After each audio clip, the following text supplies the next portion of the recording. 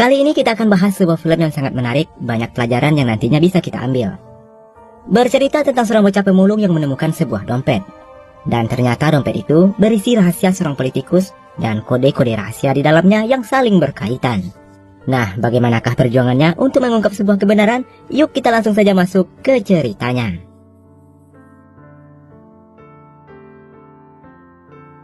Film bermula di suatu pemakaman di kota Rio de Janeiro, Brazil. Terlihat seorang pria sedang menguburkan peti mati anaknya yang bernama Pia Angelo. Saat sampai di rumah, Jose menyimpan sebuah foto, kunci, dan barang-barang lainnya di dalam sebuah dompet merah. Tapi tiba-tiba, polisi datang menggerebek tempat tinggal Jose. Jose berusaha melarikan diri dari sana dan polisi pun mengejarnya. Vamos! Aí, caralho! Vai, você pra lá! Para polisi menembak kaki Jose hingga dia terpojok. Jose membuang dompet berharganya ke sebuah truk sampah yang kebetulan lewat di sana.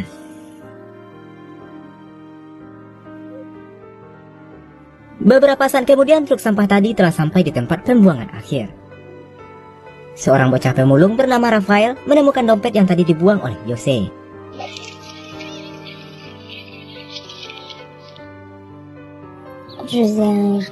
Ketika beristirahat, Rafael membagikan sedikit uang kepada temannya yang bernama Gardo. Selain berisi uang, Rafael juga menemukan kartu pengenal, gambar hewan undian, sebuah kunci, dan barang-barang lainnya. Sementara di tempat lain, Jose diinterogasi tentang isi dompet yang tadi dibuangnya. Tapi Jose tidak mau memberitahu isi dompet itu, dan akhirnya polisi pun membunuh Jose.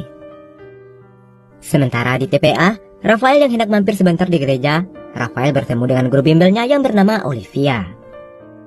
Kemudian Gardo menyusulnya. Gardo memberikan uangnya tadi untuk membeli sepotong ayam supaya mereka bisa makan enak nanti malam. Beberapa saat kemudian para polisi yang dipimpin oleh Frederico datang ke TPA untuk mencari dompet Jose yang hilang. Frederico bertemu dengan Gardo yang saat itu minta difoto. Gardo menanyakan kenapa banyak polisi yang datang ke sana. Frederico menjelaskan kalau mereka sedang mencari sebuah dompet yang hilang. Frederico juga mengatakan kalau dompet itu adalah barang bukti yang sangat penting. Frederico menawarkan sejumlah uang jika ada yang menemukan dompet tersebut. Frederico pun menanyakan siapa nama mereka. Gardo pun mengenalkan dirinya dan juga Rafael. Qual é a polícia vem procurar uma carteira aqui? Cara, essa carteira é um negócio bem importante. Bem. Meu nome é Gardo. Você? Di malam harinya Gardo menyarankan Rafael untuk segera menyerahkan dompet itu agar mereka mendapatkan imbalan. Tapi Rafael menolaknya. Rafael yakin di dalam dompet itu pasti ada sesuatu yang berharga. Karena itulah polisi sampai rela turun ke TPA. Rafael juga mengatakan semakin lama dompet itu hilang, maka bayarannya akan semakin tinggi. Kemudian Rafael mengajak Gardo untuk menemui teman lamanya. Rafael dan Gardo masuk ke selokan kumuh dan di dalamnya mereka bertemu dengan seorang bernama Gabriel. Rafael meminta bantuan Gabriel untuk menemukan benda berharga di dalam dompet tersebut.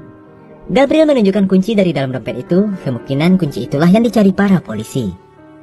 Gabriel bersedia mencari tahu tentang kunci itu jika Rafael mau membagi rata uang imbalan mereka. Eu sei de onde essa chave. Da onde? Faz iguais? Rafael akhirnya setuju dan keesokan harinya mereka bertiga menaiki kereta api untuk sampai di sebuah kota. Mereka melewati lorong menuju suatu tempat, tapi jalan mereka terhalang oleh bocil-bocil kematian yang menguasai daerah tersebut. Belos caras aí. Bora.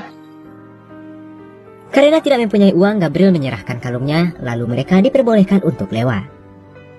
Dan tidak lama, sampailah mereka di ujung lorong dan rupanya jalan itu adalah tembusan ke sebuah stasiun kereta. Gabriel mengatakan kalau kunci dari dompet itu kemungkinan adalah kunci untuk membuka loker stasiun itu. Mereka berniat membuka lokernya, tapi ada polisi yang berjaga. Gardo pun berinisiatif mengalihkan perhatian polisi dan pura-pura menjadi pecopet. Para polisi pun mulai mengejarnya.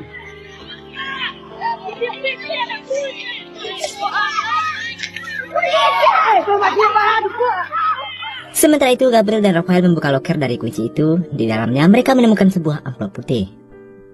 Mereka kemudian segera kabur. Sementara para pemalak yang penasaran juga ikut mengejar mereka.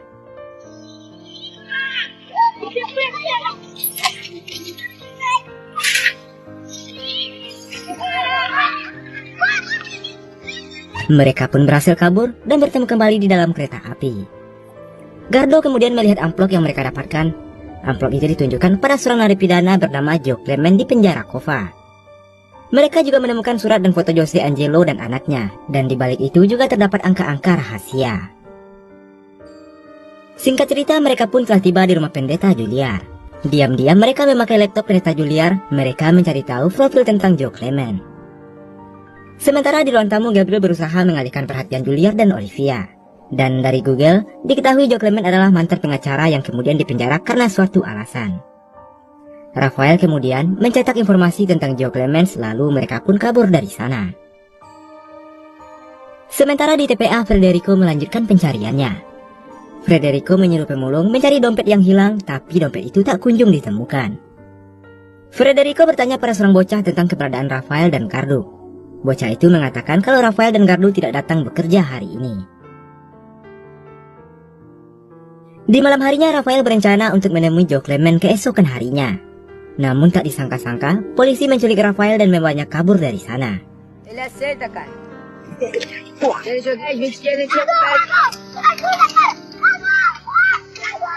Gardo dan Gabriel yang mengetahui hal itu segera melaporkannya kepada pendeta Julia. Sementara di tempat lain, di jalan yang sepi, Rafael dibawa keluar dari mobil, kepalanya dibentur-benturkan ke mobil. Para polisi menyuruh Rafael menunjukkan di mana dompet itu berada, tapi Rafael hanya diam, tidak mau berbicara. Federico kemudian menyuruh anggotanya menutup kepala Rafael, kemudian dimasukkan ke dalam mobil, kaki dan tangannya diikat, lalu polisi itu mengemudikan mobilnya secara ugal-ugalan, yang membuat Rafael terpontang-panting di dalamnya.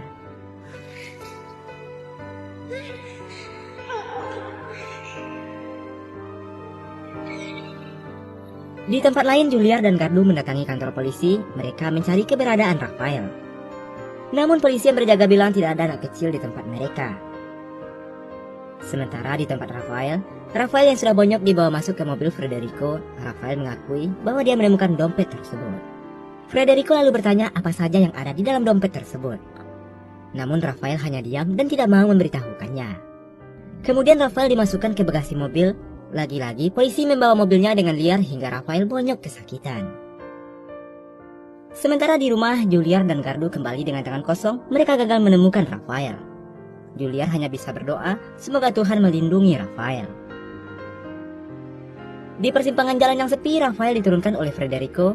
Federico menyuruh anggotanya untuk bunuh Rafael. Federico pun pergi dari tempat itu. Polisi yang menurunkan pistolnya bersiap-siap untuk membunuh Rafael. Tapi polisi itu tidak tega melakukannya. Polisi itu membiarkan Rafael hidup dan pergi dari tempat itu. Keesokan harinya, warga menemukan Rafael yang sedang sekarat. Rafael ditandu pulang ke tempat pendeta Julia.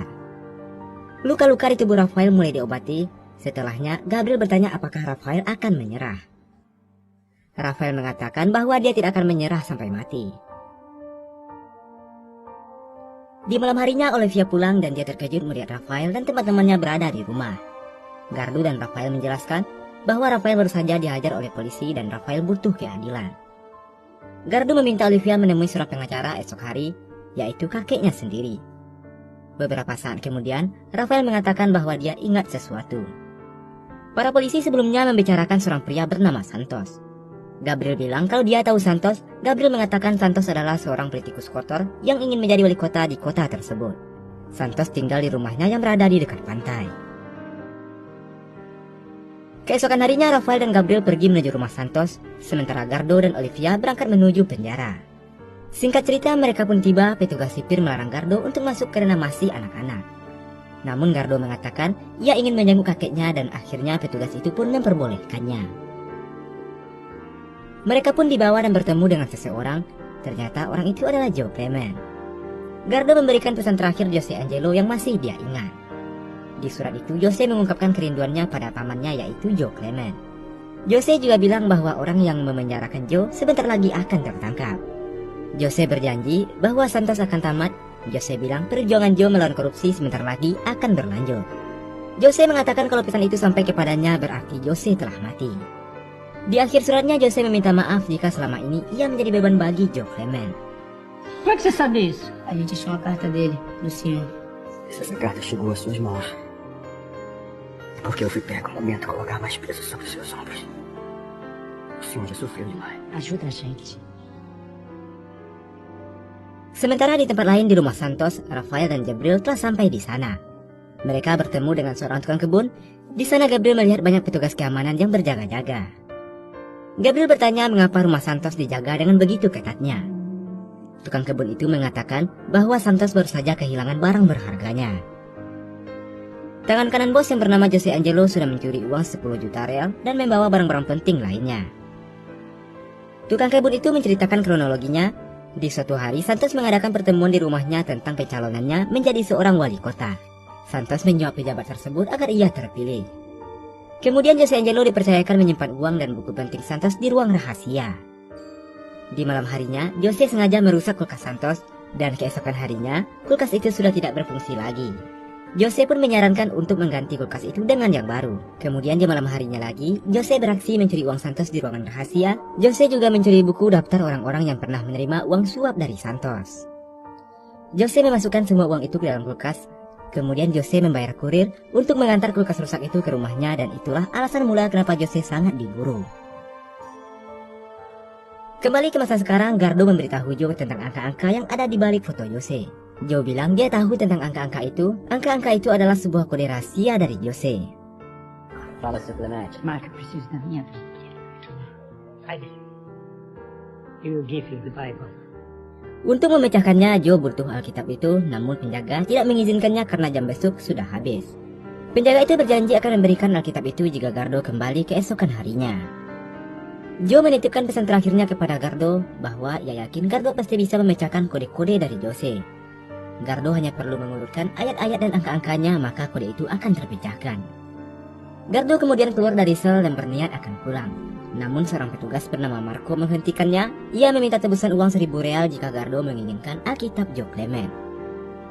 Singkat cerita, mereka semua pun telah sampai di rumah. Olivia bertanya kepada Rafael dan kawan-kawannya mengapa mereka melakukan ini semua.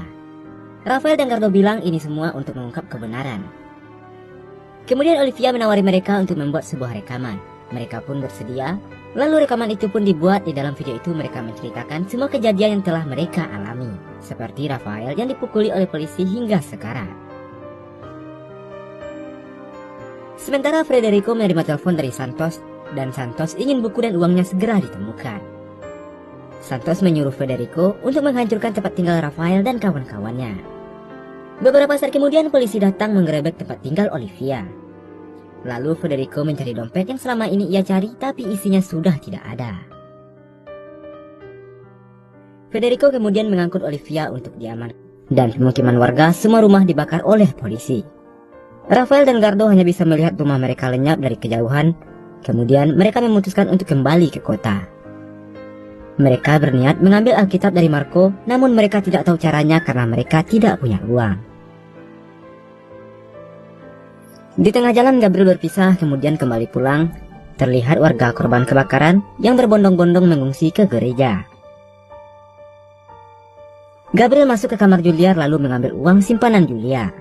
Saat Juliar kembali ke kamarnya, ia melihat uangnya sudah tidak ada lagi. Gabriel meninggalkan sebuah kertas dan namanya dengan wajah yang sedih. Gabriel kembali dan memberikan uang hasil curiannya kepada Rafael. Lalu uang itu mereka pakai untuk menebus Alkitab dari Marco.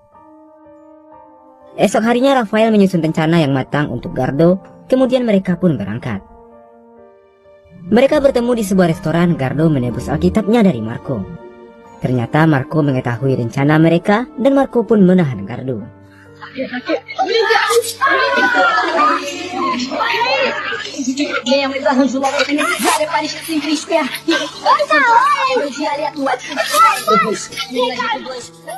Mereka pun bersembunyi di suatu tempat karena kelaparan. Gardo keluar sebentar untuk mencari makanan. Malam harinya, Rafael dan Gabriel mencoba memecahkan kode-kode yang diberikan oleh Jose. Angka-angka itu menuju pada ayat dari Alkitab yang kemudian menuntun mereka kepada beberapa nama hewan. Setelah dicocokkan dengan gambar undian hewan, mereka mendapatkan sebuah nomor telepon. Sementara di pesta, Gardo yang sedang mencari makanan di bak sampah dihampiri oleh seorang perempuan. Lalu tidak lama kemudian polisi datang berpatroli. Gardo segera pergi dari sana. Gardo mengajak teman-temannya untuk segera kabur, dan saat polisi tiba, Rafael dan teman-temannya sudah tidak ada di sana. Ué, fala pra caramba, hein? Vê você. Desliga, meu irmão, se liga.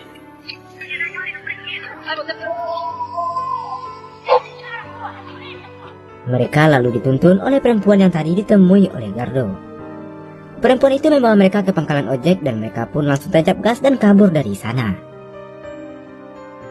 Di tempat sebelumnya, Federico menemukan tempat persembunyian Rafael.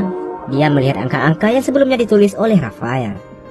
Federico kemudian menelpon nomor itu. Sementara di tempat lain di pinggir jalan, Rafael berhenti sejenak untuk menelpon nomor yang sama.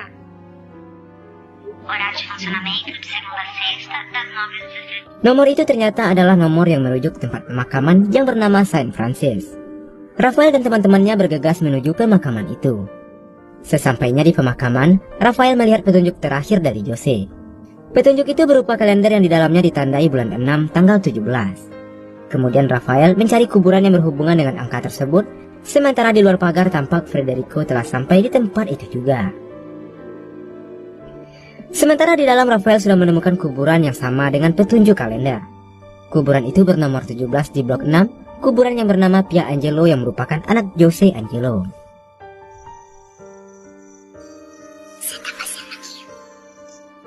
Tiba-tiba muncul seorang anak perempuan dari belakang. Anak itu adalah Pia Angelo. Pia mengatakan dia sedang menunggu kedatangan ayahnya.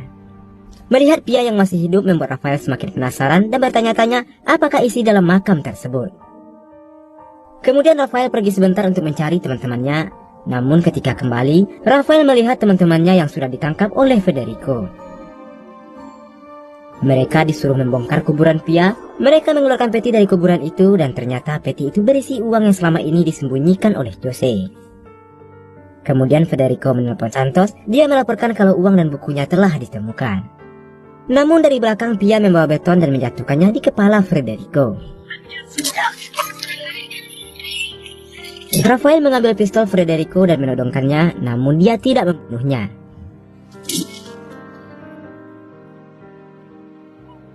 Singkat cerita, mereka pun kembali ke TPA. Rafael dan Gardo pergi ke tempat yang tinggi, sementara Gabriel dan Pia pergi ke rumah Julia.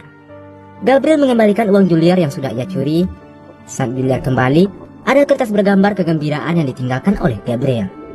Gabriel juga meninggalkan beberapa kepok uang di laci kerja Juliar. Kemudian mereka membagi-bagikan uang yang mereka dapat dan menghambur-hamburkannya di udara. Sementara di bawah, para pemulung mulai berdatangan mengais uang-uang yang berjatuhan.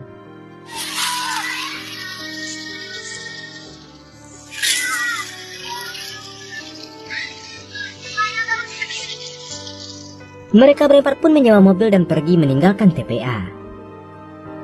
Di gereja, Olivia kembali pulang dan kemudian menanyakan kabar anak-anak kepada Julia. Julia memperlihatkan gambar yang ditinggalkan oleh Gabriel. Gambar itu menunjukkan bahwa anak-anak itu sudah bahagia, dan selain itu Olivia juga membawa sesuatu. Olivia membawa memory card yang berisi rekaman pengakuan Rafael dan kawan-kawannya. Kemudian mereka menyebarkan video itu di internet supaya orang-orang tahu kebusukan Santos dan para polisi. Olivia juga menuliskan daftar orang-orang yang telah menerima suap dari Santos. Beberapa hari kemudian di sebuah pantai di tempat yang jauh, terlihat Pia sedang menonton berita di TV. Tampak Santos yang sedang ditangkap karena kasus suap dan polisi yang terlibat juga ikut diringkus. Video pengakuan Rafael dan kawan-kawannya sudah viral di mana-mana. Akhirnya kebenaran pun terungkap. Rafael, Gardo, Gabriel, dan Pia akhirnya hidup bahagia. Lalu film pun selesai.